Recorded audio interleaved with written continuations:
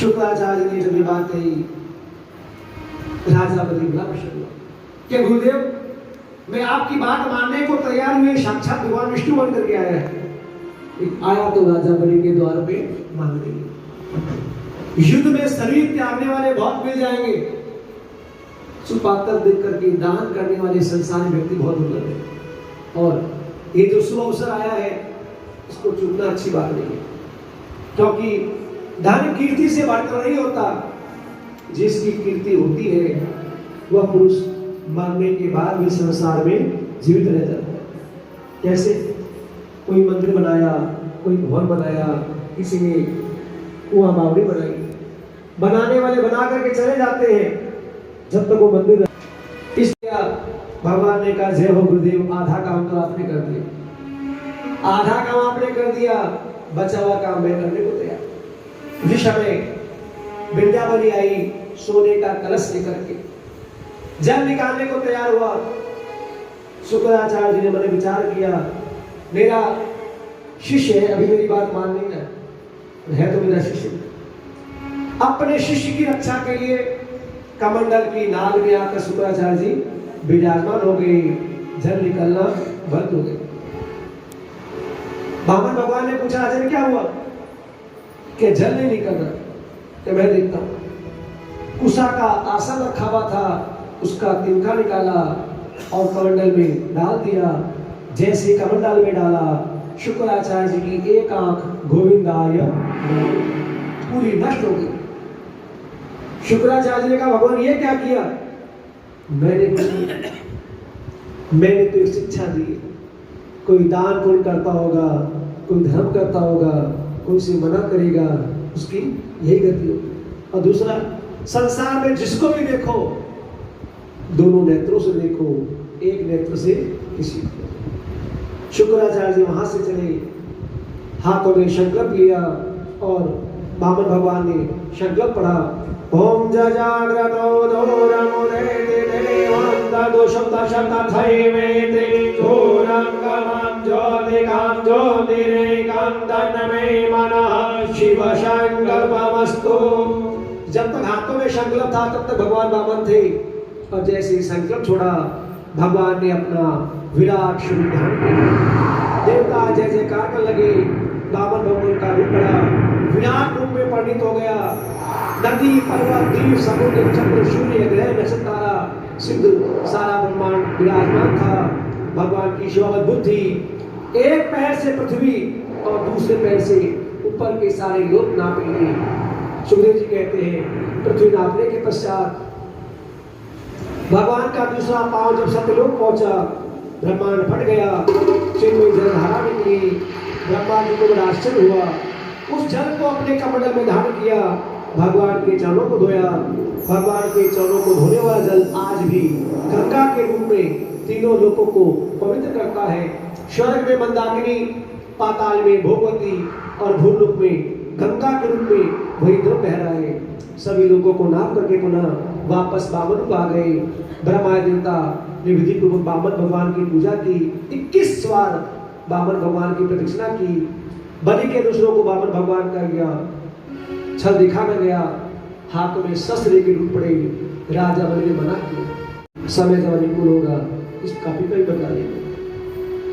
अब भगवान बामन ने राजा बलि को वरुण पास में भाग लिया कि राजन, तूने संकल्प किया 3 पैर पृथ्वी का और 2 मैंने सब कुछ नाम किया।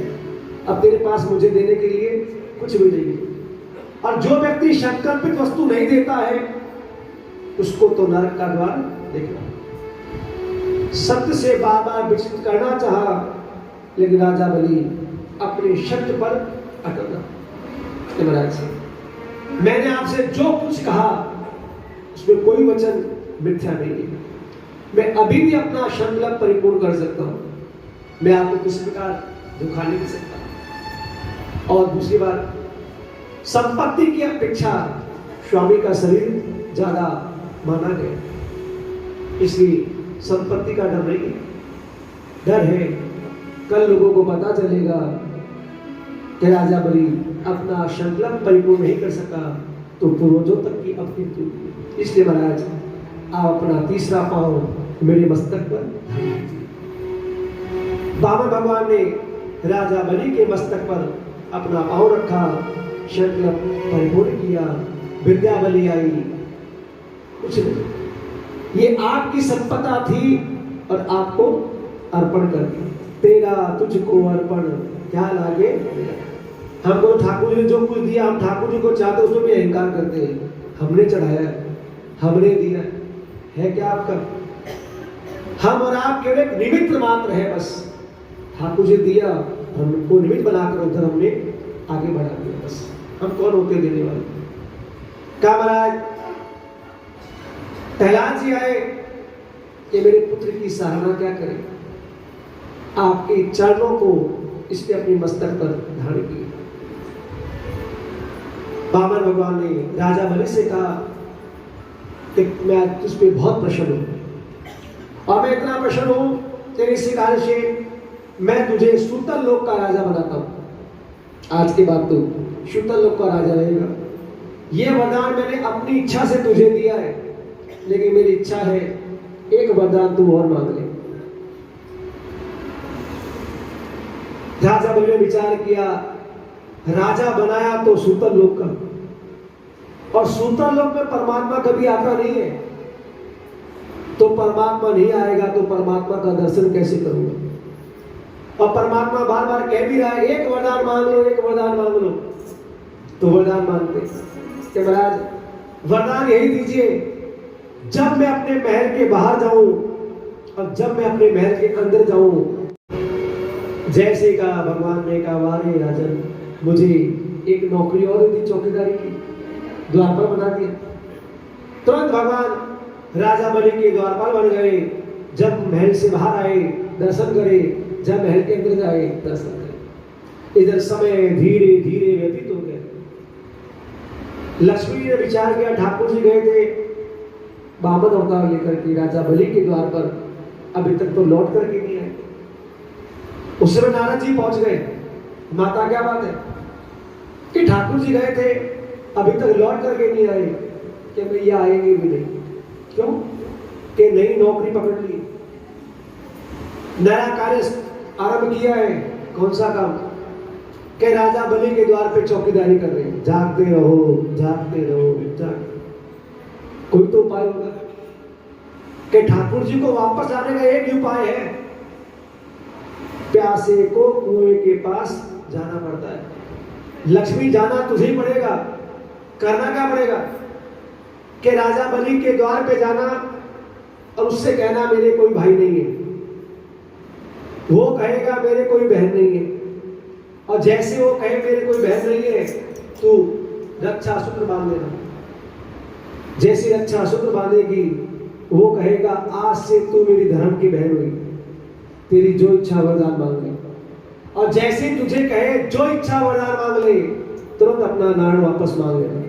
दूसरा कोई उपाय नहीं, ठाकुर जी बुलाने के लिए दूसरा कोई उपाय नहीं है। लक्ष्मी बड़े शान से राजा बलि के द्वार पे गई। राजा बलि ने स्वागत सत्कार किया। लक्ष्मी ने कहा मेरे कोई भाई नहीं है। राजा बलि ने कहा मेरी कोई बहन नहीं है। राजा बलि ने कहा आज से तू मेरी धर्म की बहन हुई। रक्षा सूत्र बांधा, और जैसे रक्षा सूत्र बांधा राजा बलि ने कहा तेरी जो इच्छा मुझसे मांग ले, कि बस तेरे द्वार पे जो चौकीदारी कर रहा है वो मेरा नारायण है, और मेरा नारायण मुझे वापस दे दे, ले जा।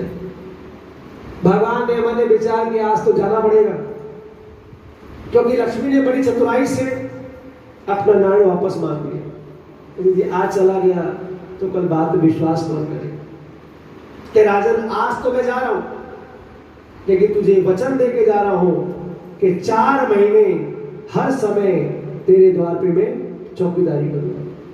तो आज भी ठाकुर जी 4 महीने राजा बलि के द्वार पे चौकीदारी करते हैं। आषाढ़ महीने की शुक्ल पक्ष की एकादशी से लेकर के कार्तिक महीने की शुक्ल पक्ष की एकादशी यानी कल तक एकादशी के द्वार पर सहन चौकीदारी करते हैं। हम क्या कहते हैं? देव सोए में। इसको क्या कहते हैं? देव उठनी एकादशी। हम कहते हैं देव सोए में है, पर हकीकत है ठाकुर जी 4 महीने राजा बलि के द्वार पर चौकीदारी करते हैं, इसलिए 4 महीने विवाह शादी शुभ कार्य ज़्यादा नहीं होते। केवल बस जो काम जरूरी होते हैं अच्छे तिथियों को देख करके उस कार्य को संपन्न किया जाता है, लेकिन विवाह शादी एकादशी के बाद ही वापस आरंभ होते। तो सबसे पहले लक्ष्मी ने राजा बलि के हाथों में रक्षा सूत्र बांधा। उस दिन से बहन भाई को, ब्राह्मण यजमान को